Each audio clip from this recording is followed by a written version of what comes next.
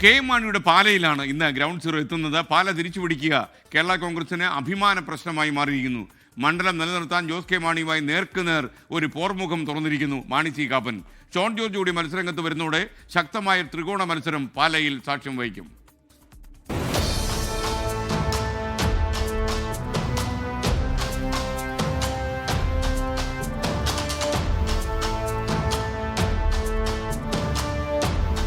പ്രായോഗിക രാഷ്ട്രീയത്തിൻ്റെ അപ്പോസ്തലനായിരുന്നു K M Mani. അധ്വാനവർഗ സിദ്ധാന്തം രചിച്ച കണ്ണടയും വരെ പാലയെ പ്രതിനിധീകരിച്ച അപൂർവ രാഷ്ട്രീയ പ്രതിഭ.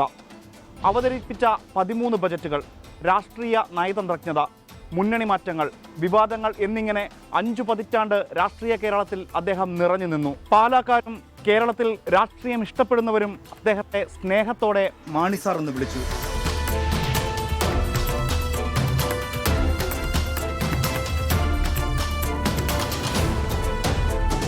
മാറ്റമില്ലാതിരുന്ന പാലയുടെ മനസ്സ് കെ എം മാണിയുടെ മരണത്തോടെ മാറി. 2019 ഉപതെരഞ്ഞെടുപ്പിൽ ചരിത്രത്തിലാദ്യമായി കേരള കോൺഗ്രസും പരാജയപ്പെട്ടു. LDFിന് വേണ്ടി മാണി സി കാപ്പനാണ് അട്ടിമറി വിജയം നേടിയത്. 2943 വോട്ടിന്റെ മിന്നുന്ന വിജയം. വൈകാതെ UDF വിട്ട് കേരള കോൺഗ്രസ് എം LDFിൽ ചേക്കേറി.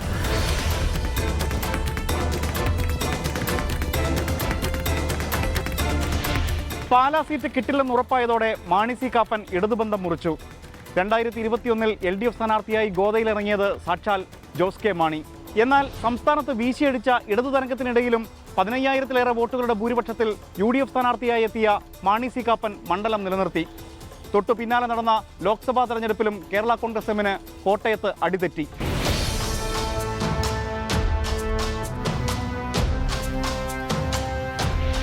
അതുകൊണ്ട് തന്നെ ജോസ് കെ മാണിക്കും കേരള കോൺഗ്രസ് എമ്മിനും ഈ നിയമസഭാ തെരഞ്ഞെടുപ്പ് ജീവൻ മരണ പോരാട്ടമാണ്. പാലായിലെ സ്ഥാനാർത്ഥിയെ മന്ത്രി റോഷി അഗസ്റ്റിൻ പരസ്യമായി പ്രഖ്യാപിച്ചും കഴിഞ്ഞു. പാർട്ടി തീരുമാനിക്കും, ജോസ് കെ മാണി മത്സരിക്കും. അതൊക്കെ പാർട്ടിയുടെ തീരുമാനത്തിൽ അവർ സമയത്ത് പുറപ്പെടുവിക്കുന്നത് മാത്രമേ ഉള്ളൂ. ശക്തമായി രംഗത്ത് വരും, സജീവമായി നേരിടും, നല്ല വിജയം എല്ലാ മേഖലയിലും ഉണ്ടാവും. ജോസ് കെ മാണി മത്സരിച്ചില്ലെങ്കിൽ ഭാര്യ നിഷ ജോസ് സ്ഥാനാർത്ഥിയാകാനുള്ള സാധ്യതയും തള്ളിക്കളയാനാവില്ല.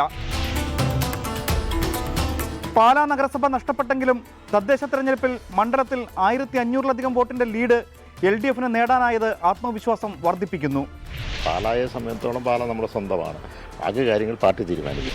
12,400-ലധികം വോട്ടിന്റെ ഭൂരിപക്ഷമുണ്ടായിരുന്നു ലോക്സഭാ തെരഞ്ഞെടുപ്പിൽ UDFിന് പാലയിൽ.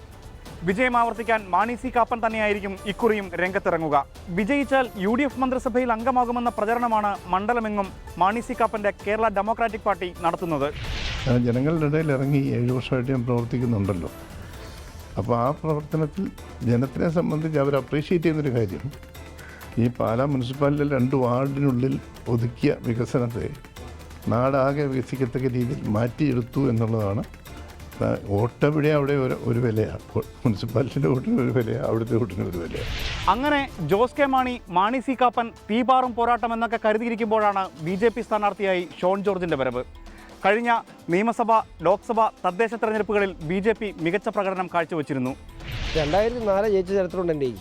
എപ്പോഴും സ്ഥാനാർത്ഥികളെ കൃത്യമായി നോക്കുകയും മുന്നണികളെ നോക്കുകയും പാർട്ടികളെ അതിൻ്റെ പ്രസക്തി കാലാനുസൃതമായി കാലഘട്ടത്തിനനുസരിച്ച് എന്താണ് നാടിന് ഗുണകരം എന്ന് വിലയിരുത്തി വോട്ട് ചെയ്യുന്നൊരു സമൂഹമാണ് പാലയിലുള്ളത്. അതുതന്നെയാണ് എൻ്റെ ഉറച്ച വിശ്വാസം. ഇതോടെ ശക്തമായ ത്രികോണ മത്സരത്തിലേക്ക് പാല വഴിമാറുകയാണ്.